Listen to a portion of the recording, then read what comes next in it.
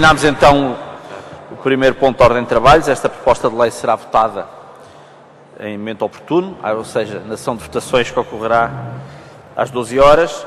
E vamos passar à apreciação do projeto de resolução número 133/12 da Comissão de Saúde, que recomenda ao Governo a adoção de medidas tendentes ao combate à infecção por VIH-Sida em Portugal, com vista à sua erradicação.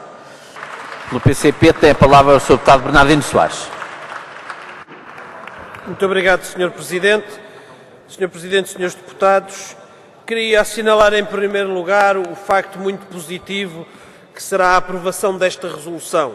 É a segunda vez que a Assembleia aprova um documento sobre a questão do VIH-Sida, na sequência da Resolução 54/2001 sobre cooperação com os países de língua portuguesa, na altura por iniciativa do PCP. Portugal é um país que tem um enorme atraso no combate à epidemia. Tem um atraso enorme na prevenção, quer nas áreas ditas tradicionais, quer no combate às novas tendências de infecção, em que a falta de generalização do acesso ao preservativo continua a ser um obstáculo a uma boa política de prevenção e em que o facto de, por exemplo, nas escolas continuar a não haver esse acesso facilitado, continua a ser um obstáculo à política de prevenção. Ainda nos lembramos das estúpidas reações de algumas personalidades e até bancadas, quando o PCP há uns anos propôs aqui que essa distribuição pudesse ocorrer nas escolas. Depois é porque estamos atrasados no diagnóstico, porque o diagnóstico é decisivo, quer para travar a epidemia, quer para o tratamento daqueles que estão infectados, e isso exige uma capacidade de referenciação, uma sensibilização dos profissionais e uma política ativa em relação ao rastreio rotineiro que permita um diagnóstico precoce e eficaz. Depois precisamos de uma política abrangente e coordenada que continua a ser insuficiente no nosso país.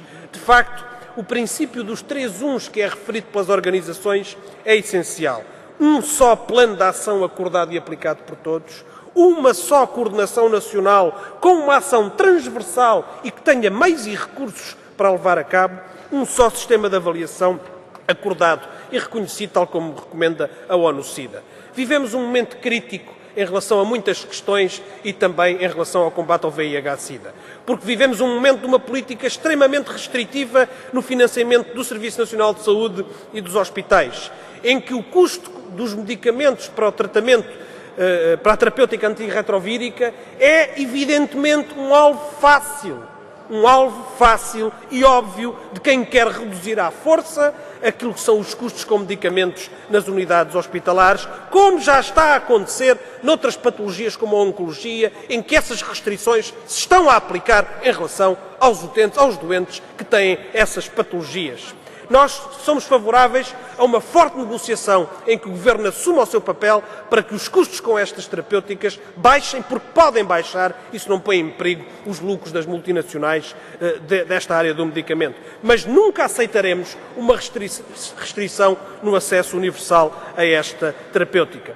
Depois, estamos num momento crítico porque se acentua o desmantelamento de estruturas e de políticas com provas dadas. Já se falou aqui no IDT, que tem uma relação muito importante com a questão do combate à SIDA, que é o bom exemplo de como se está a desmantelar uma política, desmantelando uma estrutura que tinha eficácia e que combatia, de facto, o fenómeno. E o mesmo vai acontecer se mantiver o que está ensejado em relação à coordenação nacional de luta contra o VIH-Sida e em relação à sua diluição e perda de autonomia, como está previsto na política do Governo. E é preciso também dizer que, em relação ao acesso ao diagnóstico, com o fim da possibilidade de realizar análises em pequenos laboratórios convencionados e a sua concentração em unidades hospitalares que não têm capacidade neste momento para dar resposta às solicitações da população, isto vai ser um retrocesso em relação ao diagnóstico, um retrocesso que se vai pagar caro em relação ao diagnóstico. É evidente que o problema do tratamento das pessoas com VIH-Sida não é só a terapêutica antirretrovírica, mas também o tratamento e a prevenção das infecções oportunistas que não têm medicamentos gratuitos e que necessitam, por isso, ter um acesso efetivo aos cuidados de saúde. O Serviço Nacional de Saúde, forte e com recursos, tem um papel decisivo Não há combate ao VIH-Sida sem um Serviço Nacional de Saúde forte e com capacidade. É evidente que temos que pugnar pelo envolvimento de todos neste combate, incluindo instituições privadas, incluindo todas as instituições que intervêm nesta área.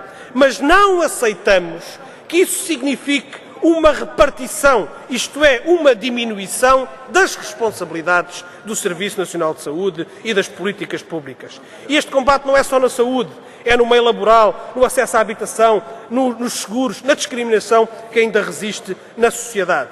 É por isso que dizemos que este combate precisa de uma política participada e em parceria com as organizações que trabalham nesta área, que saúdo, que estão aqui presentes, uma política que valorize os profissionais e os investigadores do nosso país e que esta resolução deve ser um impulso para que os meios e a eficácia deste combate aumentem e também deve ser um travão para aqueles que querem diminuir a capacidade de combate à epidemia do VIH-Sida.